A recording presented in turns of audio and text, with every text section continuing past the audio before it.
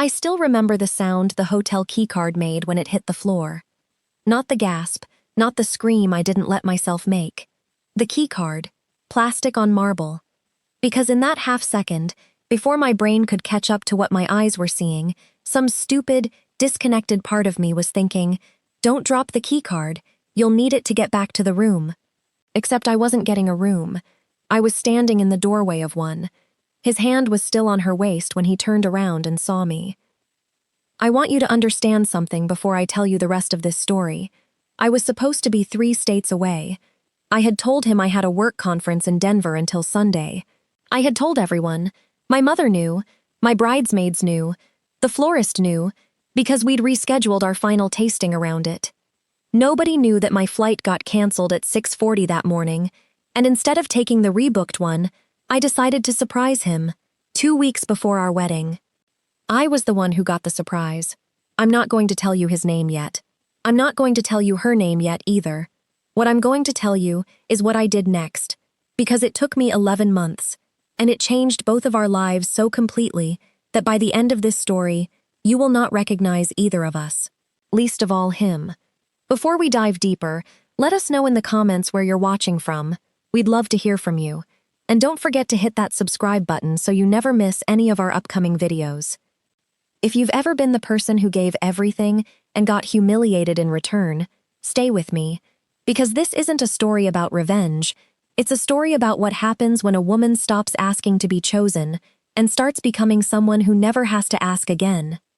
This is the story of how I caught my fiancé cheating, and how, without ever raising my voice, without ever keying his car or posting his face online, I became the one woman on earth he could no longer afford. Let's go back to the beginning, because you need to understand exactly who I was before this happened, to understand exactly who I became. My name is Selena. I was 29 years old, and I was, by every metric that mattered to me at the time, doing everything right. I'd met Henry 4 years earlier at a mutual friend's rooftop birthday party in Austin. He worked in commercial real estate, the kind of job where the money was inconsistent, but the confidence was bottomless. He had this way of walking into a room like he already knew everyone would like him, and the maddening thing was, they usually did. I liked him. God, I liked him so much it embarrassed me later. I was a project coordinator at a mid-sized architecture firm. Steady paycheck, steady hours, the kind of job you take because it's responsible, not because it's a calling. I liked the work fine. What I really loved was building things outside of work. I'd taught myself basic graphic design in college, and on weekends I'd freelance small logo and branding projects for local businesses, coffee shops, a dog groomer, a woman who made hand-poured candles. It never made real money. It was just mine. Henry used to tease me about it, actually. Not cruelly, or so I told myself. Cute little hobby, he called it once, at a dinner with his coworkers, and everyone laughed, and I laughed too, because that's what you do when the man you love says something that stings a little, and you don't want to be the woman who can't take a joke. Looking back now, I can see the shape of it. I couldn't then. We got engaged on a Tuesday, not some big showy proposal. We were in the kitchen, I was doing dishes, he got down on one knee on the tile in his socks and said, "I can't keep asking you to wait for me to figure my life out. Marry me instead." I thought it was the most romantic thing I'd ever heard. I look back now and hear something different in it. Wait for me to figure my life out. I had already been waiting for 3 years. I paid for more than my share. I want to say that plainly, because I think a lot of women listening to this will recognize it. When his commissions were slow, I covered rent. When his car needed a transmission, I put it on my card and told myself it was what partners do. I helped him build the pitch deck that landed him his current brokerage job. I edited his emails. I remembered his mother's medication schedule better than he did. I was, in every sense that counts, half the architecture of his entire adult life. And I loved doing it. That's the part that used to embarrass me and doesn't anymore. I loved being needed. I loved being the reliable one, the capable one, the one who could be counted on to hold things together. I didn't yet understand that there's a very fine, very dangerous line between being someone's partner and being someone's unpaid infrastructure.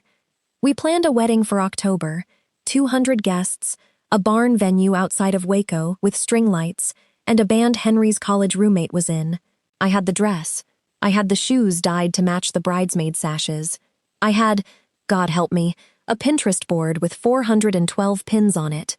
14 days before that wedding, I flew to Denver for a work conference that got canceled before I ever left the airport. And that's when I found out what my 4 years, and my money, and my Pinterest board had actually been worth to him. The flight cancellation email came in at 6:41 in the morning. United, mechanical issue, next available flight not until 4 p.m. I remember staring at my phone in the Uber on the way to the airport, half asleep, doing the math on whether it was even worth going anymore. Then I thought, I'll surprise him. He wasn't expecting me home until Sunday night. I pictured his face.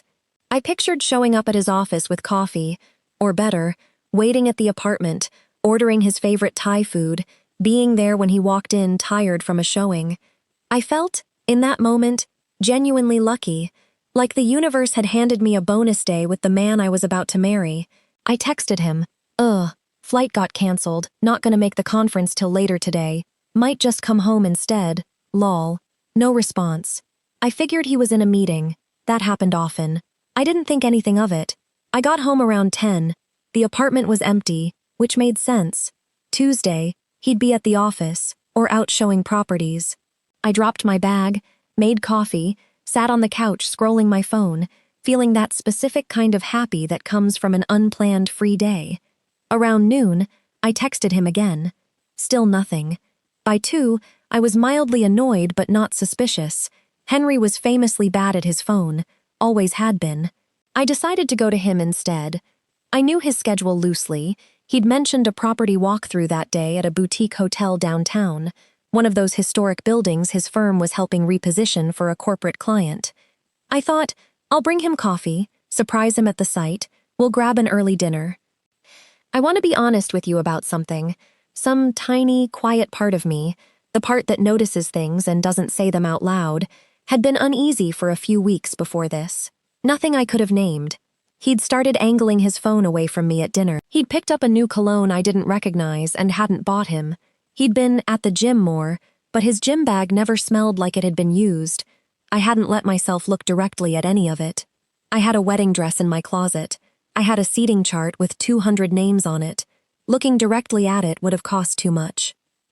So I drove downtown with an iced coffee in the cup holder for him, telling myself I was being a good partner, not admitting I was also, somewhere underneath, testing something.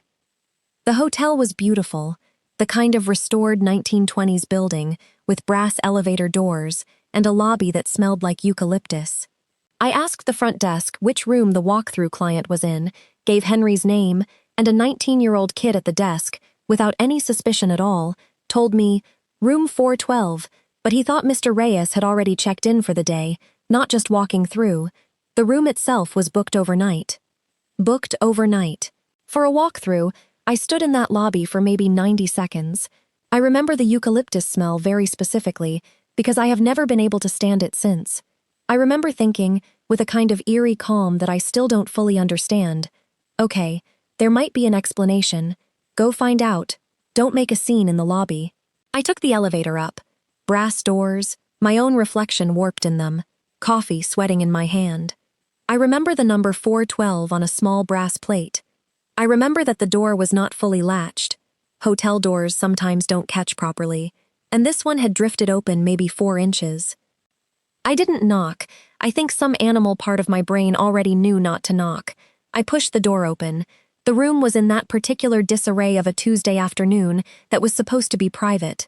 Henry was standing near the window in a hotel robe, and a woman, dark hair, younger than me, laughing at something, was standing close enough that his hand was resting on the curve of her waist, thumb hooked into the tie of her robe.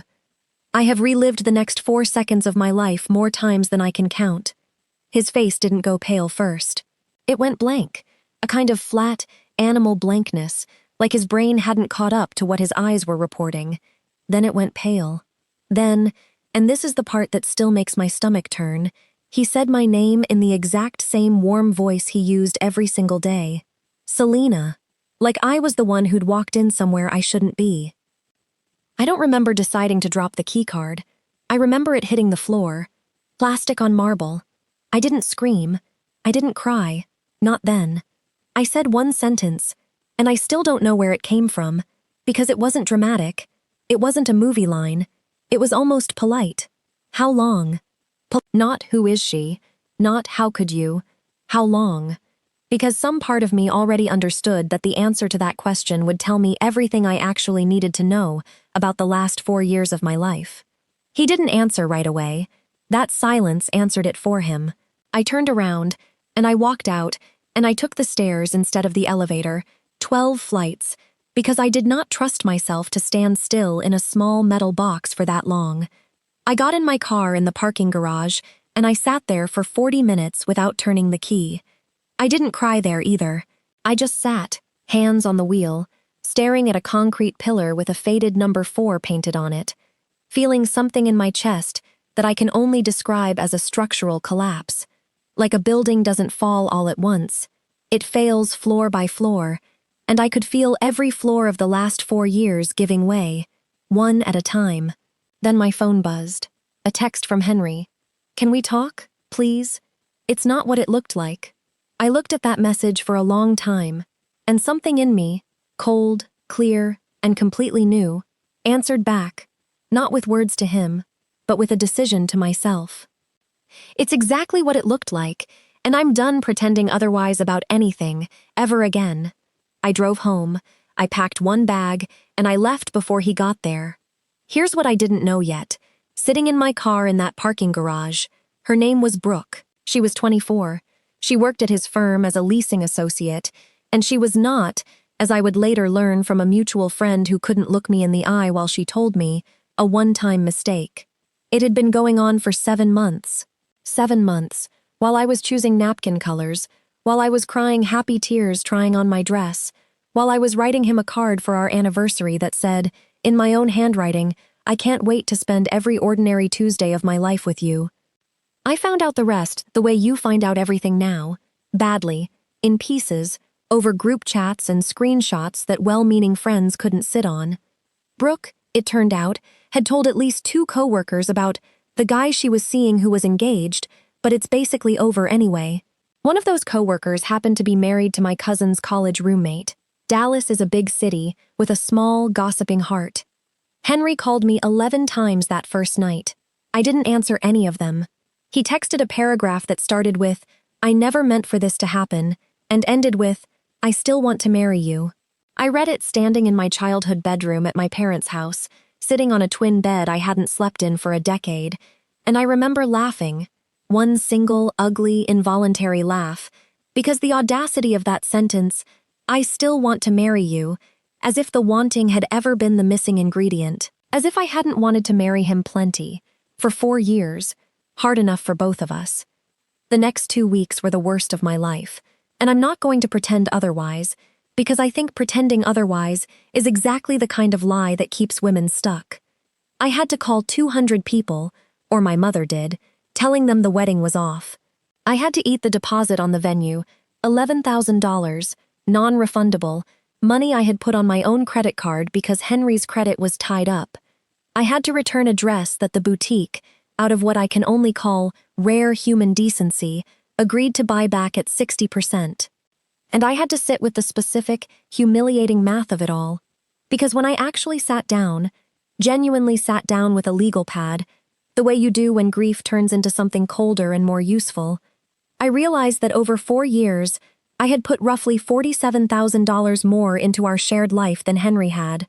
Rent, his car, the security deposit on our apartment, half of a business trip to Cabo that he framed as networking, the engagement ring, if you can believe it, a loan he was supposed to pay me back for after his Q3 commissions came in, back in year 2, that had quietly become a gift because asking felt petty.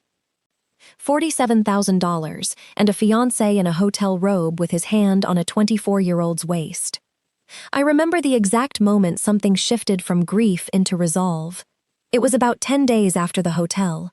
Henry, having exhausted texts and calls, showed up at my parents' house. My father, a quiet man who rarely inserts himself in anything, stood in the doorway and simply said, She doesn't want to see you, son," in a tone that made it clear this was not a negotiation. But before he closed the door, Henry said something to me over his shoulder. Not cruel, not shouting, almost pleading, and somehow that made it worse. "Selena, come on. You know I can't do any of this without you. You're the practical one. I'm the one people believe in. I'm the one people believe in." I stood in that doorway and understood, with total clarity, that he wasn't apologizing for cheating. He was apologizing for getting caught and asking me to go back to being his infrastructure, the invisible, uncredited machinery that made his visible, believed-in life possible. I didn't say anything back. I let my father close the door, but that sentence lived in my chest for the next 11 months like a coal that wouldn't go out. I'm the one people believe in. Okay, I remember thinking, let's see what happens when I become someone people believe in too. Not for him, not against him even, not really. For me, because I finally understood something that should have been obvious years earlier. I had spent 4 years building a life that only had room in it for one person's ambitions. It was time to build one that had room for mine. There's a particular kind of clarity that comes after the worst thing has already happened to you. People talk about hitting rock bottom like it's purely devastating, and it is, but there's something else hiding inside it that nobody tells you about. Once the worst has happened, you're no longer afraid of it happening. The fear that had quietly steered every choice I'd made for 4 years. Don't push too hard. Don't seem too ambitious. Don't outshine him. Don't need too much. Simply had nothing left to hold on to. He had already left. He had already humiliated me in the worst way I could imagine. What, exactly, was I still protecting? I moved into a 600-square-foot apartment above a dry cleaner in a part of Dallas I could actually afford, and for the first month, I mostly cried in it. I'm not going to skip that part, because I think it matters. Healing is not a straight line from humiliation to triumph. There were nights I sat on my kitchen floor because I didn't own a couch yet, eating cereal out of the box, looking at old photos I knew I should delete and didn't. There was one particularly bad night, about 3 weeks in, where I drafted a long, aching text to Henry at 1 a.m., asking if we could talk, if maybe there was a version of us that survived this. I never sent it. I fell asleep before I could, and by morning something in me was grateful the universe had given me that mercy. But something else was happening underneath the grief, almost without my permission. I started doing the freelance design work again, the cute little hobby, not as a side thing anymore, but because it was the only part of my life that had never belonged to Henry in any way. It was mine before him, and it was mine after him, untouched by any of it. I found, in the quiet hours after my day job, that I could disappear into it completely, and disappearing into something that was entirely, uncomplicatedly mine, felt like the first real relief I'd had in weeks. One night, a client, the candle maker I'd worked with years earlier, asked if I'd ever considered doing this full-time. I laughed at her, actually laughed, the way you laugh at an idea that sounds like it belongs to someone braver than you. "I have a real job," I told her. "This is just extra." She said something back to me that I have never forgotten, and I'm going to pass it on to you now, because I think it's the actual center of gravity of this whole story. She said, "Honey, you built my entire brand in your spare time, exhausted, after working a 40-hour week for a man who called it a hobby. Imagine what you'd build if it was the only thing you were doing." I didn't sleep that night, not from sadness this time, from something closer to hunger. Here's the decision I made. In the quiet of that apartment above the dry cleaner, somewhere around week 5, I was not going to spend the next year trying to get over Henry. I was going to spend it becoming someone he had never actually met. Because the truth I'd finally let myself see was that Henry hadn't fallen out of love with me. He'd fallen out of love with the version of me that made herself small enough to fit around him. He had never actually met the version of me that took up space. I decided I was going to meet her. And I decided I was going to do it in a way he would eventually, unavoidably, have to witness. Not to torture him. I want to be clear about that, because there's a difference between building a life out of spite and building a life out of self-respect, and only one of those actually lasts. I wasn't doing this for him. I was doing it because I was done asking small. I gave notice at the architecture firm 6 weeks later. I want to walk you through exactly how this happened, because I think vague, I glowed up stories are a disservice to every woman watching who actually wants to do this in her own life. This wasn't magic. It was 11 months of extremely specific, occasionally boring, often terrifying work. Month 1, I built a real portfolio site and gave my freelance work an actual name, Marrow Studio. I picked that name deliberately. Marrow is the part of you that makes the blood, the part that's hidden but essential. I liked the idea of naming my business after the part of a woman that keeps her alive when everything visible has been stripped away. Month 2, I took out a small business loan, $8,000, terrifying at the time, to cover 3 months of expenses while I built a client base. I want to be honest, I had never done anything financially risky in my life. Every dollar I'd ever spent had been in service of caution, of safety, of protecting a shared future with a man who, it turned out, was not protecting anything of mine at all. Signing that loan felt like jumping off something. Month 3 was the hardest. I had 2 clients, both small, both barely covering my rent. I sat in coffee shops applying for design jobs as backup, terrified I'd made an enormous mistake. I remember calling my mother crying, saying maybe I should just go back to the firm, and my mother, who had watched me shrink for 4 years and never said a word because it wasn't her place, finally said the thing she'd apparently been holding on to since my engagement. "Selena, I watched you disappear for 4 years, trying to make yourself small enough to fit in that man's pocket. I am not going to watch you climb back involuntarily because it's scary out here. Scary is allowed. Quitting on yourself is not." I didn't quit. Month 4, I landed a client that changed everything. A boutique hospitality group, opening 3 new properties across Texas, needing full brand identity work. It was the biggest project of my career by a factor of 10. I worked 80-hour weeks for 6 weeks straight. I also, not incidentally, discovered that I was extremely good at this. Not good for a hobby, but genuinely, professionally good, the kind of good that gets referred to other clients without you asking. Month 5 through 7, referrals started compounding.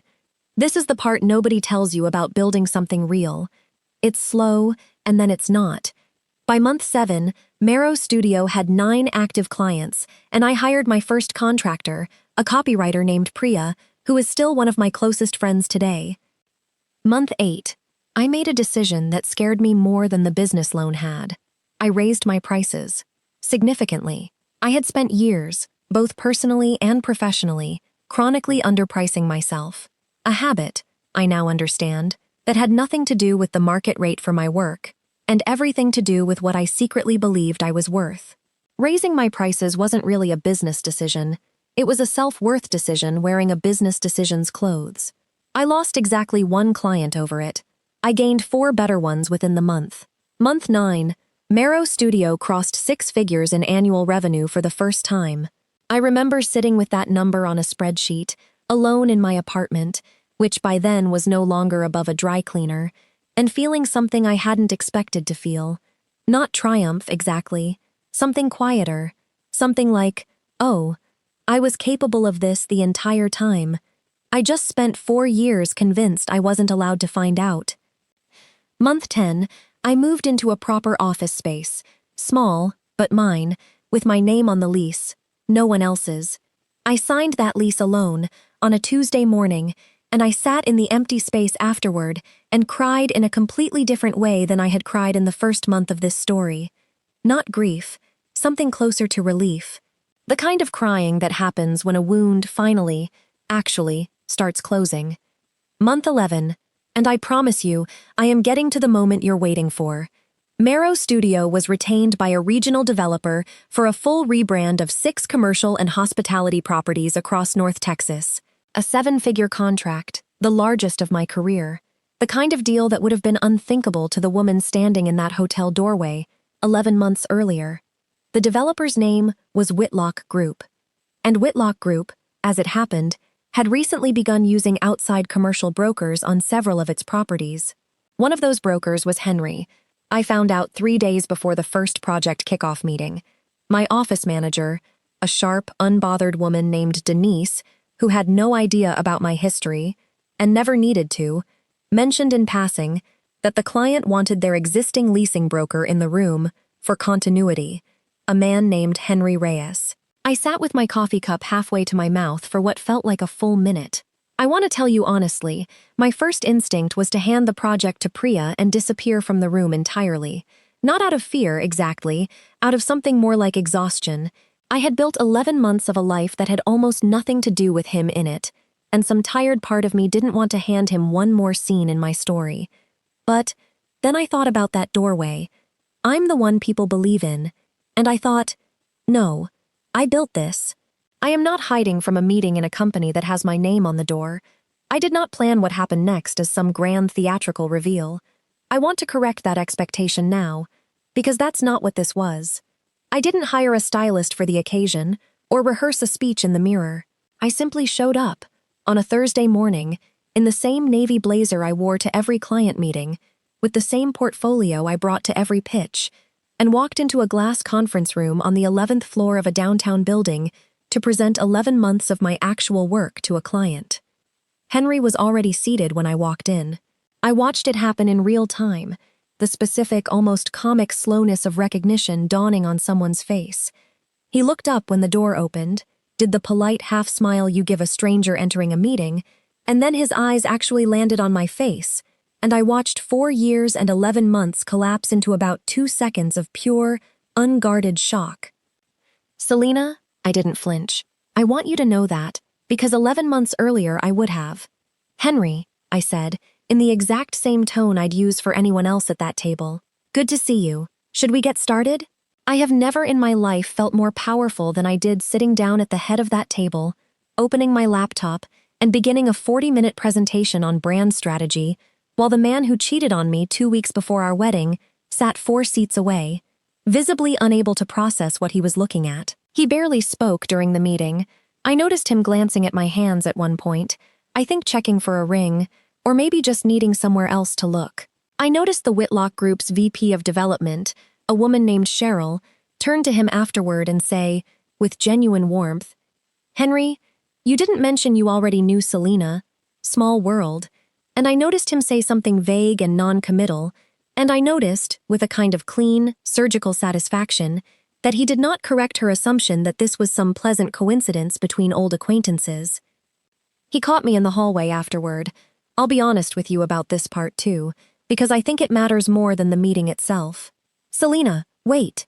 His voice had that same warmth it always had, and for one strange half-second, some old, familiar part of my chest responded to it out of pure habit, the way your body still flinches at a sound long after the danger's gone.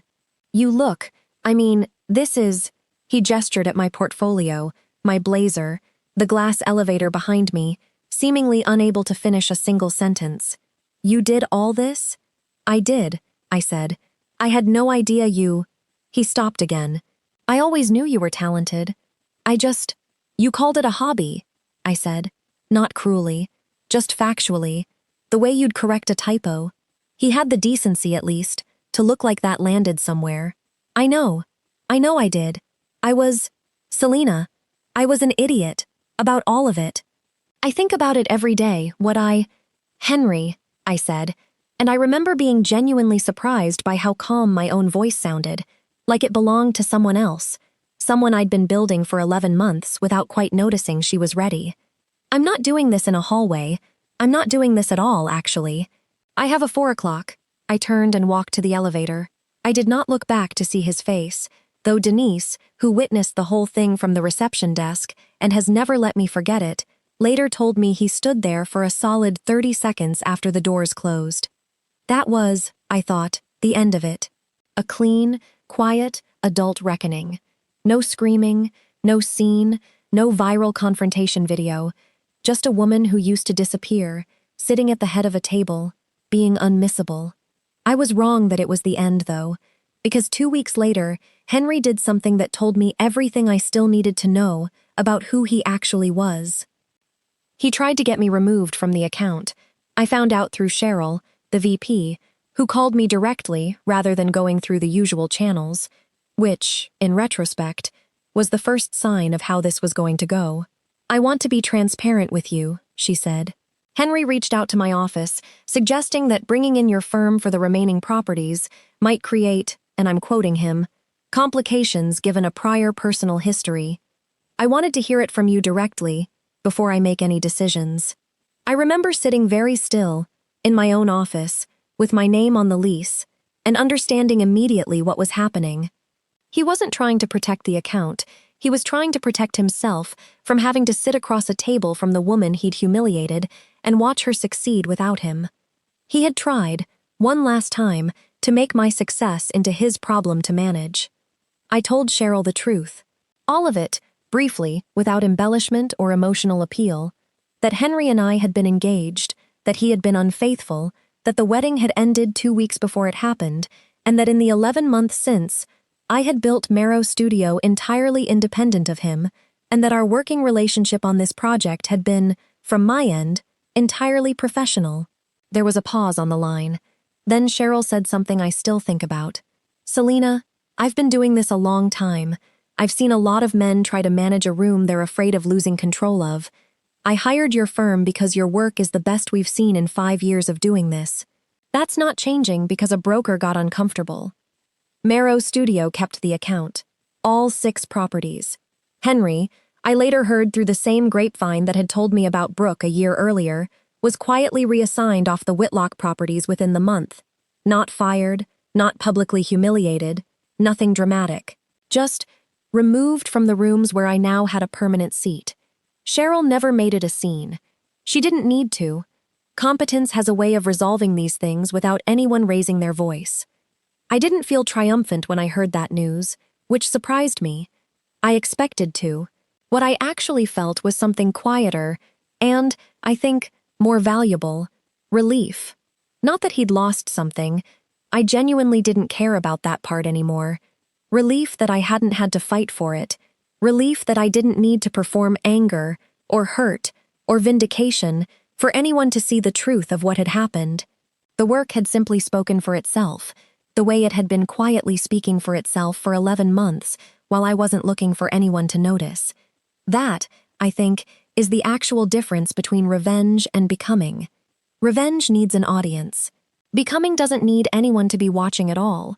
It just happens to be very hard to miss once it has.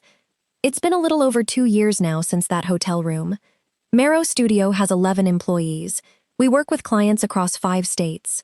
I bought the 600-square-foot apartment building's much nicer cousin, a real one, with a couch I picked out myself, in a part of Dallas I chose because I liked it, not because it was what I could afford after covering someone else's rent.